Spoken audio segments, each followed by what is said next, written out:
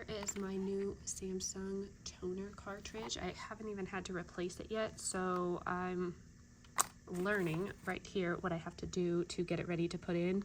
I already removed my other one, and here it is. The directions do say do not touch that right there. That is step number 2. Don't touch it, and don't touch the drum directly, which can mess it up, and your hands.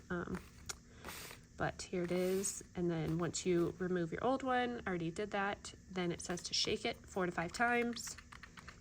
It says that this evenly distributes the toner inside of the cartridge, and then there is a pull tab on some models. This one has these orange tabs that I remove.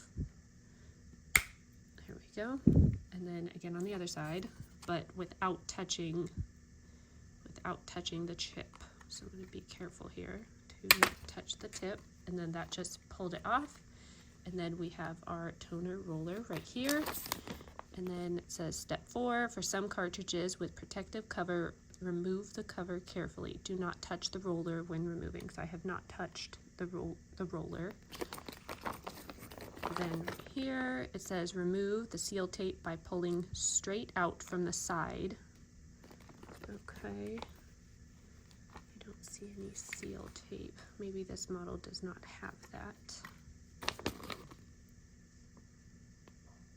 Yeah, I don't see any seal tape from outside of the toner cartridge. And then we just pop it in. So here it is. Do not touch the roller. I probably could have shaken it a little bit more to get the toner more on there.